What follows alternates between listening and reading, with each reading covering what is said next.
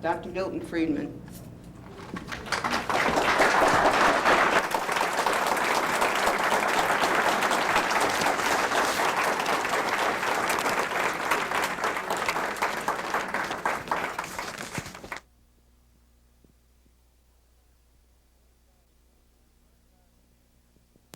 I am very glad indeed to be here with you to talk about this problem, because there is no place in the country where the problem of how to put learning back in the classroom is more important than in this particular area of New York. I need spend no time whatsoever on the proposition that the state of schooling, elementary, secondary, higher schooling in the United States is deplorable. That evidence is available for all of us to see.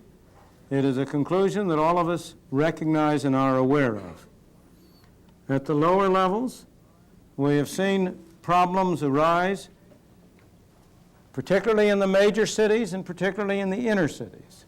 We have seen problems of discipline, problems of schools becoming places for keeping people rather than for schooling and educating people. Throughout the country, SAT scores, college board scores have been going down for some 15 or 20 years. At every level, we have a deplorable state of our present educational system.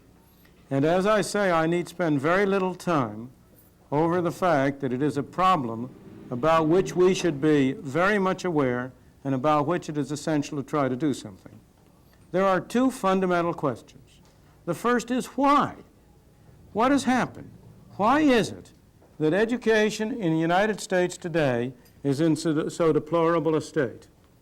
And of course, the second question is, what can we do about it? Is there some way in which, by taking thought and acting, we can turn the direction of movement around? Instead of the problem getting worse and worse and worse, we can turn it around and get it better and better and better. I want to direct my attention first to the question of why. Why are we in this spot?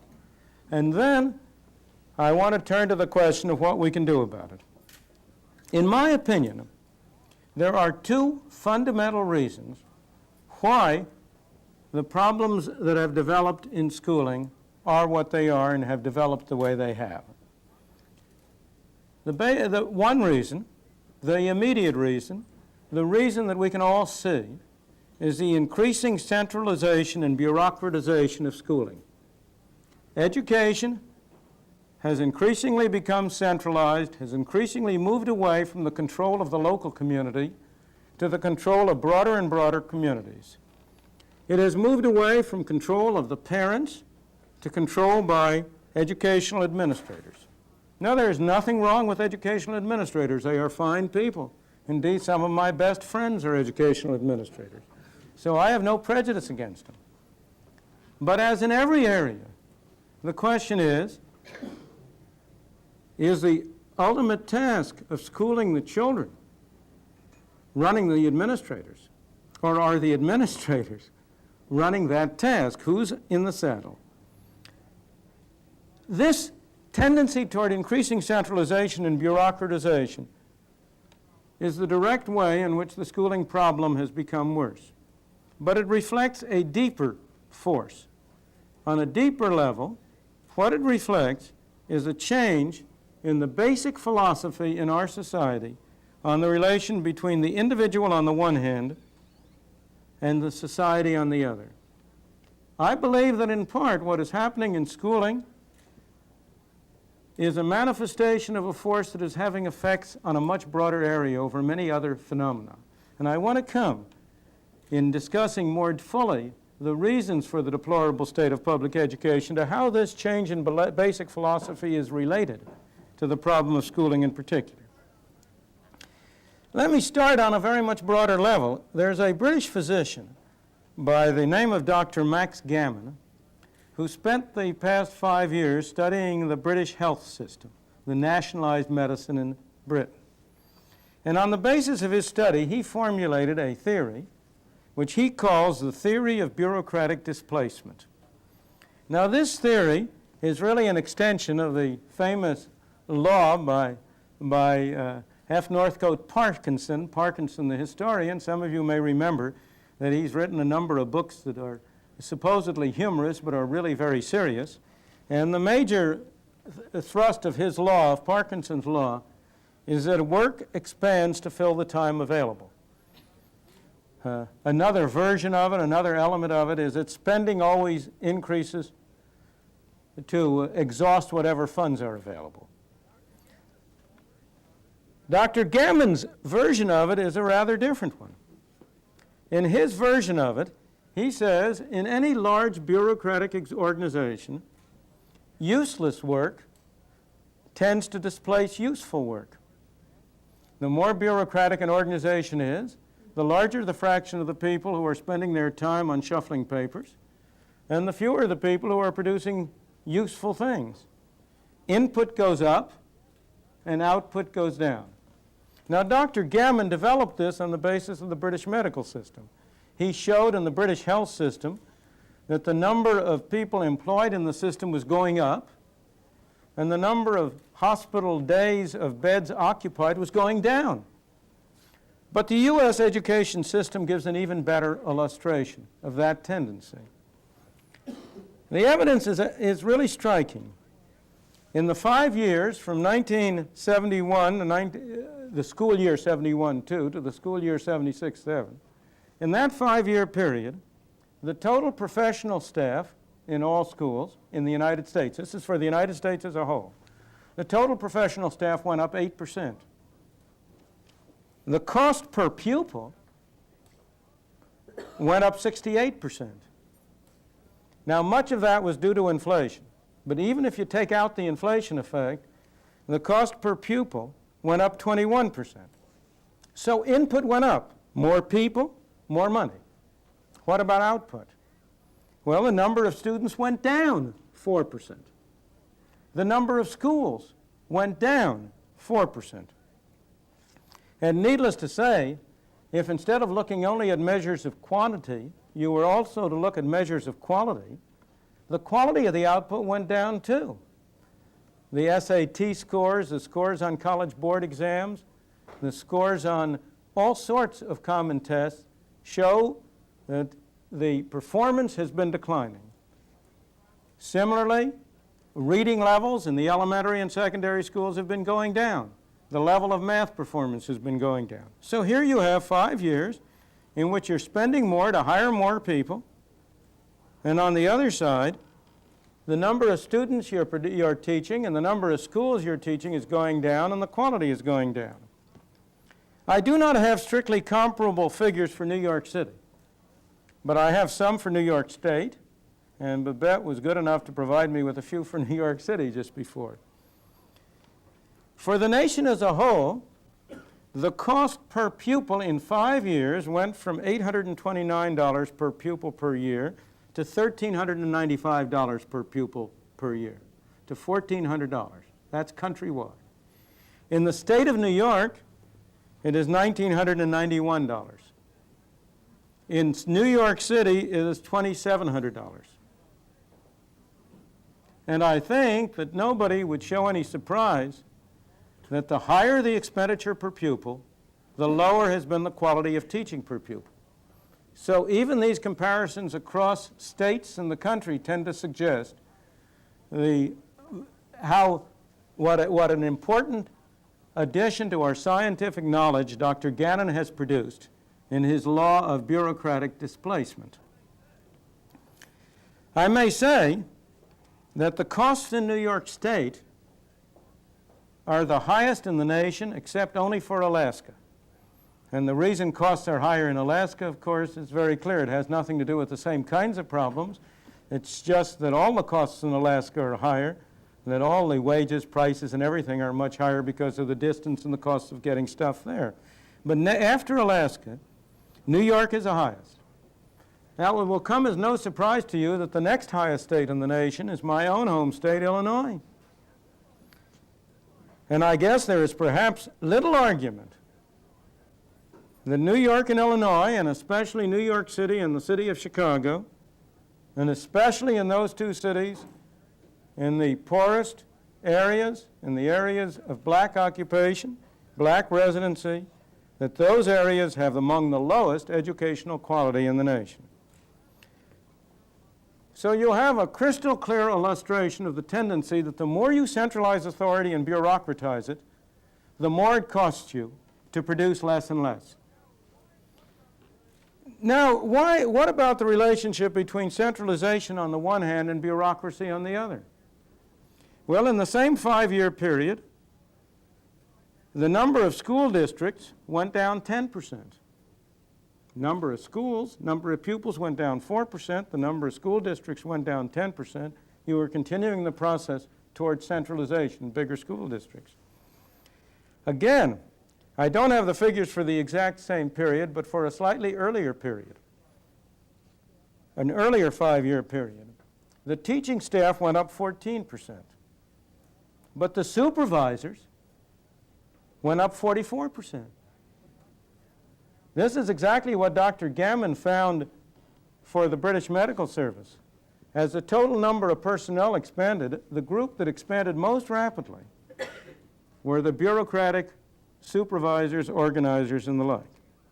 And now the question is, why is it? Why should increasing centralization, increasing bureaucratization have the effect of increasing input and reducing output? Why should it have that effect? Here, in many other ways, we all have the hope and belief that, after all, if you're big, you're efficient, that mass production reduces costs, increases output. Why in this area should centralization and bureaucratization have the opposite effect? Well, the answer is very clear. In the other areas, you have a consumer and you have a producer. Other enterprises can get bigger only as they can produce a product more cheaply. They can attract somebody to buy it.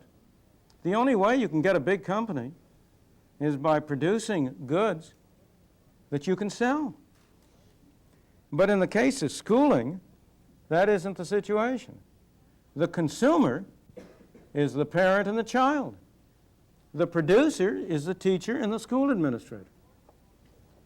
And unfortunately, from the point of view of quality and efficiency, centralization in this area reduces the impact of the consumer on the producer. If you're dealing with a small local area, even in a school system in which there is no direct payment for schooling, in which it is financed by the government through taxes, even in that, if you deal with a small local area, there's a good deal of interconnection between the local parents and the local teachers. The parents can have a good deal of input. The more you broaden the area of control, the more difficult it is for the parent to have much of an input. So the effect of centralization has been to put the producer in the charge and in the saddle, and to reduce the feedback from the consumer. What you do is take the control out of the hands of the parents and put control in the hands of the professional educator. In New York City, as you all realize, what you do is take control out of the hands of the parents and put it in the hands of Albert Shanker. Now again, Mr. Shanker may be an excellent person. I don't know him. I've never met him. I have no quarrel with him as an individual. But his objectives are not the same as the objectives of the parents. He is serving a different clientele. He isn't getting his income and his power by satisfying the parents. He is getting his income, his power, and his clientele by satisfying a very different group with very different objectives. This phenomenon is not at all special to schooling. Wherever government bureaucracy takes over, costs go up and quality goes down. That's no less true of the post office than it is of the schooling system. It's no less true of garbage collection than it is of the schooling system. You know, there have been a number of studies made of this kind of phenomenon. Many cities around the United States have private garbage collection. That is to say, people pay privately to private firms to collect their garbage. A number of studies have been made comparing the costs of that private garbage collection with the cost of garbage collection when it is done by a municipality. The answer always turns out to be the same. It costs just roughly twice as much to do it by a municipality as it does to do it by private means. Again, if you look at the post office, it's hard to find any area in our society in which the quality of the product has shown less improvement over the last 100 years than in the post office. In fact, I think there are many people who would say the quality of the product has gone down, not up. And the cost has certainly gone up. The cost, there are very few items that the consumer buys whose price has risen as much as the price of mailing a first-class letter. Costs have gone up, quality has gone down. Again, there's a small town in Arizona which has a private fire department. It's a private enterprise fire department. The costs of fire protection in that town, Scottsdale, Arizona, are roughly half the costs of municipal fire protection in those towns that have municipal fire protection. A study was made some time ago of the efficiency of clerks in handling pieces of paper in the Social Security office in Washington and in a private insurance office. And lo and behold, the clerks in the private insurance office did twice as much work in the same amount of time as the clerks in the government office. Again, this isn't because government employees are bad people. They're not. They're human beings like you and me. It isn't because the private people are better people. They're not. It's because in the case of the private arrangements, the customer has something to say. In the case of the governmental arrangements, the customer has very little to say and the producer is in the saddle. If we go back to our educational problem, note that the complaints about the quality of education are least in the small towns, where there is the closest connection between the parents on the one hand and the way the school is conducted on the other, and are greatest in the large towns, in the inner cities in particular, where the administration and running of the schools are most separated from the parents. Now let me turn to my more fundamental reason. Why is it that the role of government in education has been increasing? Why is it that the parents have been given less control and the administrators more? And the increasing role of government in education is true not only at the elementary level, not only at the secondary level, it's also true at the university and college level. Fundamentally, I believe, it reflects it's part of a general shift from the philosophy of individual responsibility that prevailed in the 19th and early 20th century to an increasing belief in social responsibility. The view of the 19th century view was that an individual was fundamentally responsible for himself. It was up to him to make his way in the world. He was responsible for his success, and he had to bear the responsibility for his failures.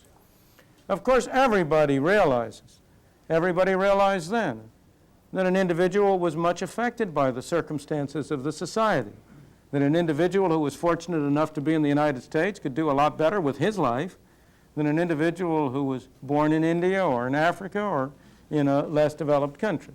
So this wasn't to say that society didn't matter, but it was to say that the function of government and of the social setting was to provide the individual with the maximum opportunity to express his own values, to develop his own capacities in accordance with his own values, own beliefs. The modern view is very different. The modern view has become, I shouldn't say has become, became, because I think it's now changing. But the modern view became that after all, an individual was an innocent puppet, pushed one way or another by the social forces that impinged on him. That you couldn't blame an individual for anything, that wasn't his fault. It was society that was responsible. That the ultimate unit of our society was a collectivity rather than the individual. That you had social responsibility, not individual responsibility. And this was associated with a view that there were experts, people who knew what was good for people better than they did for themselves. That after all, you couldn't let an individual decide what he was going to do because he might make the wrong choice. And it was up to those of us who were in the elite class, who knew more about what was right, who had the proper social point of view, not to dictate to the individual, of course, but to guide him in the right direction, to make sure that he did what was good for himself. And that tendency has manifested itself very strongly in our school systems. In the 19th century, the schools, even in crowded cities and in urban cities, might not have been affluent. They might not have had the best facilities, but they had an atmosphere in which the individual was made responsible for his own development and own learning, and he was given an opportunity to learn and develop. And that was a concept. In the 20th century, the concept has been that the schools are an expression of society's values and interests and should be imposed upon the child, and that the child should be made to do what's good for him, and that the major problem in schooling was to get the child out of the hands of his ignorant and not very sophisticated parents and put the child in the hands of the sophisticated and knowledgeable educational experts who could guide him along the correct way. Similarly, if you look at the very simple problem of discipline, if you look at the very simple problem of physical destruction, if I have a philosophy that everything belongs to society, and that if something bad happens to me, that's not my fault, that's because this bad society did it to me, then the whole concept of property loses its role. Why shouldn't I steal? Why shouldn't I destroy property? After all, it's nobody's. It belongs to everybody, so it belongs to nobody. It's society's. And moreover, the fact that I happen to be accidental, happen to be in a lower income group or in a deprived social group or in a discriminated against racial group, that's the malevolence of other people. It's not my fault, and I have every right to get back at them. So that the whole concept of social responsibility, the whole reduction in the sense of individual responsibility, tends to denigrate the respect which the individual has for himself. It tends to remove from the individual his own feeling of importance and significance. It tends to convert him into an atom who is being moved about by other forces on the one side, and on the other side, it tends to promote in another group a sense of controlling people rather than assisting them. This, I may say that this shift in philosophy has been accompanied, therefore, for obvious reasons, with a shift in the whole concept of America from the concept of the melting pot to the concept of ethnic separatism. The 19th century conception was that we should become a unified nation by all of us as individuals, partaking in a common culture, a common heritage. The whole justification for governmental public schooling was in order to provide a common framework so you could have citizens who could harmoniously exist together in a single, free, democratic society. The concept today has tended to go in the other direction.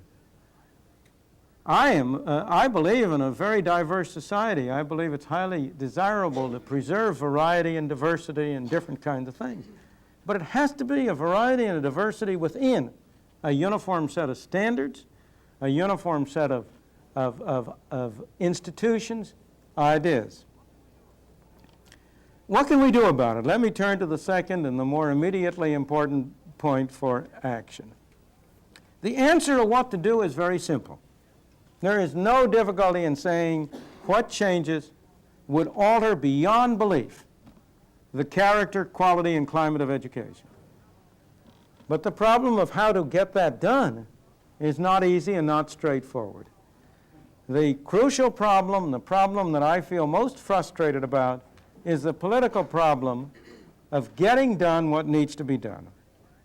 The way to bring learning back into the classroom, the way to make sure that schools are responsive to the needs of the children they have in their classroom, is to give parents more power, more control over their own children's schooling. The parents have the greatest interest in their own children's schooling. They are the ones who are involved. They are the ones who should have the power to control the kind of schooling their children have. Some of them, if they got the power, would make a mess of it. Of course.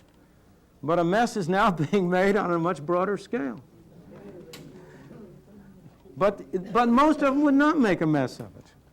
I think that there has been a terrible tendency for some of our intellectual community to underestimate both the interest and the capacity of the citizens with whom they deal to do something for their own children and to improve the kind of opportunity that their children have. Now, how can you give parents more power? Here's a very simple scheme for doing so. It's a scheme that is very old, that I personally happen to have been trying to recommend and propose now for over 20 years. It's called the voucher plan. And this plan is a very simple one. It says you're a parent, you're sending your children to school, the government is providing public schools for your children to go to. If you decide if you would like to send your child to another school, a private school, you're saving the city money.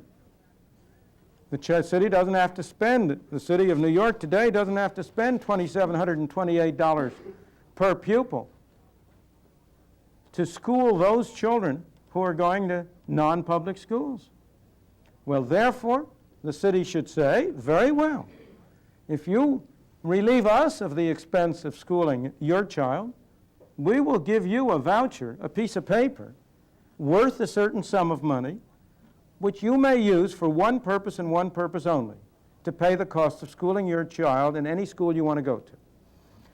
Now, I say the city of New York would save $2,728, but I want to make this proposal attractive to everybody, and I think it would be very attractive to parents if instead of their getting a voucher for $2,728, they were to get a voucher for $2,000 or $1,500 or $1,000. In the usual rule, I would estimate that to have schooling provided privately of better quality would cost half as much, so that if you gave parents $1,500, they would be able to acquire with that better schooling than they're now getting for the $2,700 that is being spent on their account.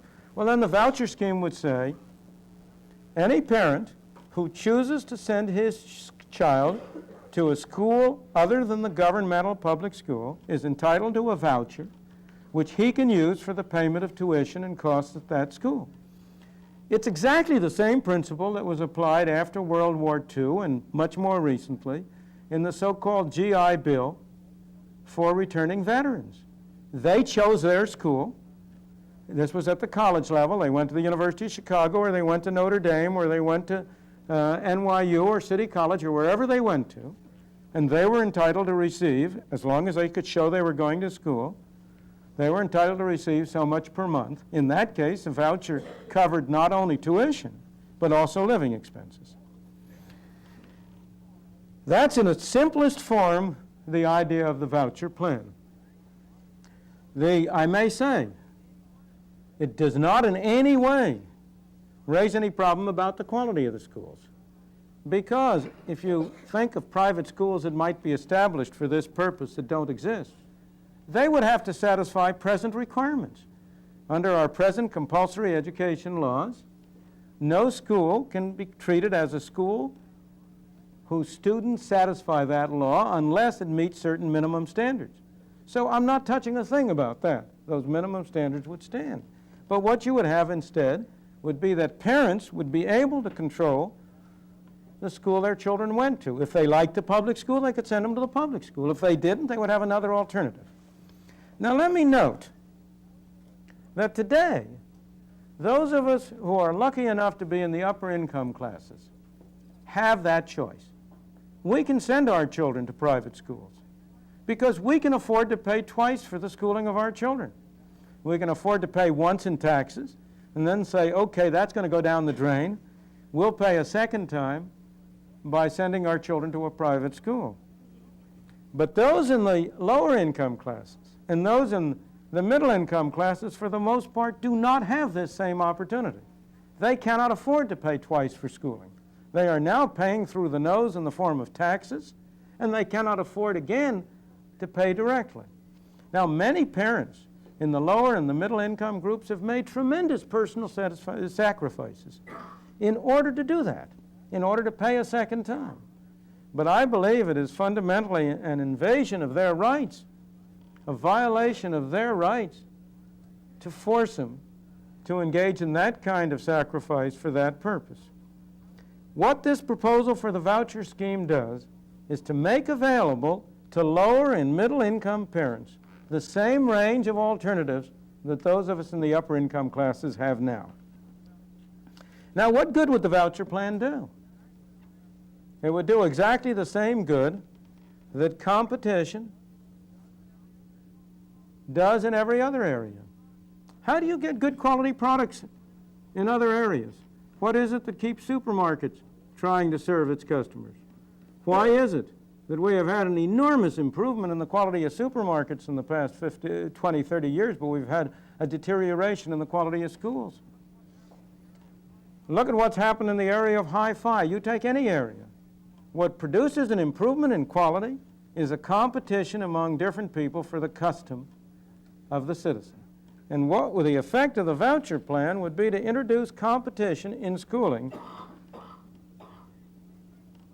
In addition, the effect of the voucher plan would be to hold down costs.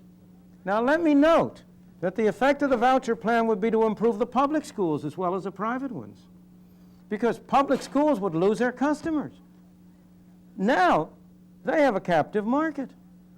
Their customers, their clients, or should I say their prisoners, have nowhere else to go. Give them some competition. Make them shape up or close down. If under a voucher scheme they continue to offer poor schooling, well, then the parents will take the children out and send them to private schools, and the public schools will have to contract and close down. In reaction to that, the public schools would have an enormous incentive to improve the quality of their education. Now, I have discussed at great length elsewhere the virtues, the problems, the arguments for, the arguments against the voucher. I only want to cover them here today in very brief compass because I want to devote what time I have left to why the voucher plan is so difficult to get adopted. I may say only that the voucher plan would resolve every present critical problem in the school system. It would resolve the problem of discipline. You do not have discipline problems in schools to which parents have voluntarily chosen to send their children. You compare today commercial trade schools which train people for a vocation, and the people who go there have to pay for training. They have no discipline problems, because if the customer there, if the student is spending his own money, he wants to get his money's worth. And similarly, if you have the parents and the children who are spending money that is available to them, you won't have a discipline problem. If you do, parents will pull their children out and send them somewhere else. Second place, the voucher plan would solve the integration problem. The fundamental obstacles to integration, in my opinion, have been the desire of parents to maintain the quality of their schooling their children get. It has not been fundamentally the racial problem. In any event, in a voucher plan, you would have other factors that would enter in that would simply take the place of the whole integration problem. Parents would be free to send their children to whatever kind of schools they wanted, and know what would happen. All schools would not be the same. Some of them would concentrate on vocational activities, and parents whose children were interested in that would go to those schools. Some of the schools might concentrate on the arts. Some might concentrate on the sciences. I don't have a good enough imagination to figure what would be the whole variety of kinds of schools that you would develop. If you look at the variety we have developed in every other area, do you know that we spend as much more in this country on schooling than we do on foods? More on schooling than we do on restaurants? There's no shortage of variety of restaurants. There are restaurants for every appetite, for every taste. Turn the forces of competition and the incentive of that volume of money free, and you will have schools of every variety appealing to every taste to serve every need. The voucher plan would solve the busing problem. There might very well end up to be more busing, but it would be voluntary, not compulsory, because parents would then bus because they wanted to send their children to a superior school or to a school that was more nearly suited to the particular interests or problems of that child. So as I say, I think that this plan would resolve all of our present critical problems and would not itself raise any other problems of major importance. But as I say, I have discussed all those advantages and disadvantages elsewhere, and I want to go rather to the question. If the voucher plan is so attractive, why hasn't it been adopted? What stopped it? And here I have had a great deal of personal experience on this subject, and I have been increasingly frustrated, increasingly aware of the difficulties. During the late 1960s and early 1970s, a group in Washington at the Office of Economic Opportunity and later the Institute of Education was very much interested in trying to promote experiments in voucher schemes. And they offered money for experimental voucher programs. They offered to fund the costs of designing them, of setting them up, and of meeting the initial costs. Quite a number of states and cities expressed an interest. The one I was closest to was New Hampshire, because it happens to be near my second home in Vermont, my summer home in Vermont. The head of the New Hampshire Board of Education, the governmental, not the, I'm not using the right term. He was not the civil servant in charge of education, but the top political official in charge of education, was absolutely sold on the voucher scheme. He was determined to put it through, and he worked his head off to try to get it by. Washington made grants. A half a dozen different cities initially expressed an interest in it. It was never tried anywhere. Why? Because of the effective and determined opposition of the educational bureaucracy. Over and over again it was stymied, not by the teachers, but by the educational bureaucrats. And the reason was very simple. They could see that this would destroy their power. This is a straightforward issue. If parents can choose, then administrators cannot dictate. If schools have to shape up or shut down, well then they are under real pressure to conform to the demands and the tastes and the desires of their students. And so wherever this has come up, the educational administrators have opposed it. That happened in New Hampshire. It happened in Connecticut, where there was a group, a town, Hartford I think it was, I forget the exact town, in which the superintendent of schools, in this case an educational bureaucrat himself, was strongly in favor of it. But he could not persuade his teachers or administrative staff. The only place in the country where there was even a vestige of a voucher experiment was in a small town in California called Alum Rock. And it was a fake. It wasn't a real honest-to-God voucher experiment because all the choices were restricted to public schools. What it turned out to be was a way in which the educational administrators were very imaginative, and they saw an opportunity as the way they could get some extra federal funding.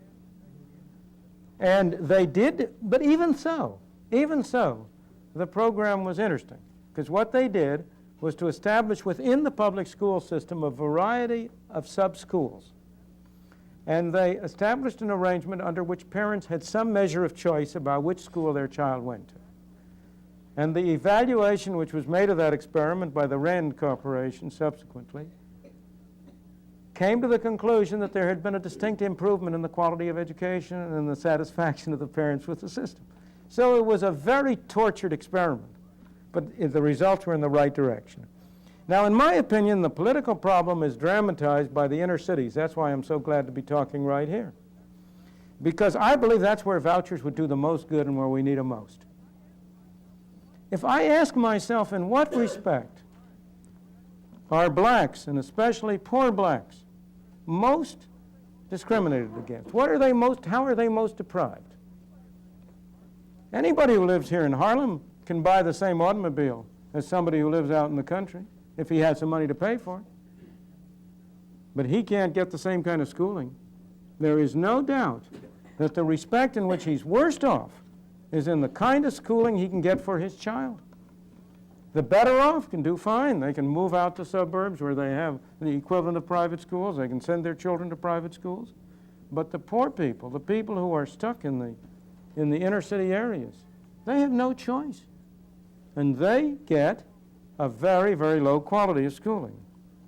And yet, I have tried over and over again, in my own city of Chicago in particular, where I've had more contacts, to try to interest leaders of the black community in promoting and pushing the voucher scheme. And I have almost always failed miserably. Why? All of these leaders whom I am talking about, almost without exception, send their own children to private schools. Just as, on the national level, most of the white legislators who have been most stridently in favor of compulsory busing send their children to private schools. So why have the black leaders opposed? The answer is crystal clear. As long as the schools are governmental, as long as they are financed and administered by political entities, they are a source of political power. They are a way in which the politically ambitious can improve their lot. On the other hand, no black leader in an inner city can make political hay out of supermarkets. If you had a voucher system and you had a widespread system of private schools, you no longer would have any political leverage through the school system for patronage, for influencing votes, for having influence in other areas. And as a result, I have found it extremely difficult to interest the leaders of the black communities in Chicago. Very often, many of them will express an interest and say it's a fine idea, but I never hear anything further from it. It drops like a rock into the ocean. But the picture is not completely dark by any manner of means. As the educational problem gets worse and worse, there is more and more clamor to do something about it. Not only here in New York, but throughout the country, parents have become increasingly concerned and increasingly active in trying to get some change. The emergence of this group here in New York is a great source of hope. Equally, I know of at least 2 national organizations that have developed for the purpose of getting a greater degree of freedom for parents to control the schooling of their children. There's a CEF, the Citizens for Educational Freedom, which started in St. Louis, now has a national office in New York. There's the National Association for Personal Rights in Education, started in Chicago by Professor Frank Brown at Loyola University. There is right at this moment a bill before the Illinois legislature proposing the equivalent of vouchers in schooling in the state of Illinois. The people who are promoting that think they have not necessarily a chance of getting it passed this year, but a good chance of getting it out of the committee and onto the floor and at least under consideration. The CEF group, the Citizens for Educational Freedom, are planning a campaign, a petition campaign in the state of Michigan to try to get a constitutional amendment which would mandate the use of vouchers in schooling on the ballot for next year's election. I don't say that'll happen, and I don't say that if it's on the ballot it'll get passed. It will not. We know the problem. We had an experience along that line in Michigan last year with another amendment. This was an amendment which attempted to set a limit on total spending by the state of Michigan as a percentage of the income of the people of Michigan to hold down the continued tendency for the state expenditures to grow. Who do you suppose ended up beating that? It was a Michigan Educational Association. The Michigan Educational Association, a month, 2 months before the election, straw votes were showing a 2-to-1 majority in favor of the amendment. In the last 2 or 3 weeks of the campaign, the Michigan Educational Association threw $500,000 roughly into the campaign, a sum which was 4 or 5 times as large as the whole amount of money which the proponents of the bill had spent. And they conducted a media blitz in newspaper and radio and television. and ended up defeating the proposal by 54 to 46, I think it was. Well, I have no doubt that if the proponents of this manage to get enough signatures to put on the ballot an amendment mandating a voucher, you will have exactly the same kind of event over again. The Michigan Educational Association will fight it tooth and nail. So I do not mean to say that the road is easy, but I only say that first, we know what the right thing to do is. And second, there is support for it. There are people who are interested in this. There are possibilities of moving in this direction. And it is the most promising direction. It is the only way I can see that we have a hope of turning around the trend that has been going on. So I say to you, go to it, parents. You have everything to gain for your children. Thank you.